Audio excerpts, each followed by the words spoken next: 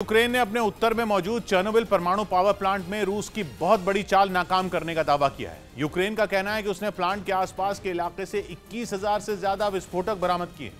उसका आरोप है कि रूस की साजिश चेर्नोबिल प्लांट को बम से उड़ाकर पूरे यूरोप को तबाह करने की थी। इसके लिए उसने प्लांट के आसपास के इलाके में बारूदी सुरंगें बिछाई थी, लेकिन उसके प्लान पर पानी तब फिर गया जब पिछले महीने के आखिर में उसे प्लांट का कब्जा छोड़कर जाना पड़ा और चेर्नोबिल प्लांट एक बार फिर यूक्रेन के हाथ में आ गया। मगर यूक्रेन का कहना है कि रूस ने चेर्नोबिल परमाणु प्लांट का कब्जा तो छोड़ा, मगर अपने पीछे वो वहां बिछाई बारूदी सुरंगें भी छोड़ गया, जिन्हें हटाने के लिए पूरे एक्सक्लूजन जोन में काम चल रहा है। एक्सक्लूजन जोन चेर्नोबिल परमाणु प्लांट के 30 किलोमीटर के रेडियस में फैला वो इलाका है जहां कोई नहीं रहता, क्योंकि वहां प्लांट में 36 साल पहले हुए हादसे के बाद से भयानक रेडिएशन है। यूक्रेन का कहना है कि चेर्नोबिल से रूस की सेना के निकलने के बाद वो एक्सक्लूजन जोन में अब तक 70 किलोमीटर से ज्यादा लंबी सड़कों का इंस्पेक्शन कर चुका है, जिसमें उसने 21,000 से भी ज्यादा विस्फोटक जब्त किए हैं। असल में मार्च के आखिर में खबर आई थी कि चेर्नोबिल न्यूक्लियर पावर प्लांट में मौजूद रूस के सैनिकों में भयानक रेडिएशन फैल गया, जिसके बाद रूस की सेना वहां से निकल गई थी।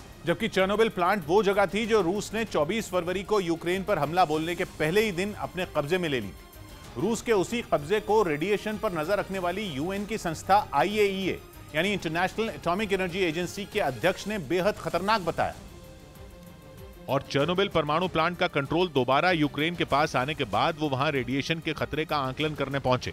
IAEA के चीफ राफेल ग्रोसी ने दावा किया कि रूस के कब्जे में रहने के दौरान चेर्नोबिल प्लांट में रेडिएशन का स्तर बढ़ गया था। The situation was absolutely abnormal and very, very dangerous. IAEA के डायरेक्टर जनरल के चेर्नोबिल प्लांट के दौरे की तारीख भी बेहद अहम रही। उन्होंने प्लांट में 36 साल पहले हुए हादसे की बरसी पर वहां का दौरा किया। 26 अप्रैल 1986 को चेर्नोबिल परमाणु पावर प्लांट में दुनिया का अब तक का इतना खतरनाक परमाणु हादसा हुआ था कि आज भी वहां से रेडियो एक्टिव पदार्थ लीक हो रहा है। यही वजह है कि साल 2000 में बंद हो जाने के बाद भी प्लांट से निकल रहे रेडिएशन को कंट्रोल करने के लिए लगातार उसे मैनेज किया जा रहा है। इसी वजह से चेर्नोबिल प्लांट बेहद संवेदनशील है, जहां का हाल जानने के बाद राफेल ग्रोसी ने यूक्रेन के राष्ट्रपति व्लादिमीर जेलेंस्की से भी मुलाकात की। और जेलेंस्की तो आरोपों की लंबी चौड़ी लिस्ट लेकर रूस पर टूट पड़े। जेलेंस्की ने दावा किया कि भले ही चेर्नोबिल न्यूक्लियर प्लांट रूस के चंगुल से निकल गया हो, लेकिन रूस के इरादे बेहद खतरनाक हैं और वो यूक्रेन के बाकी परमाणु प्लांट पर गिद्ध की तरह नजरें गड़ाए बैठा है।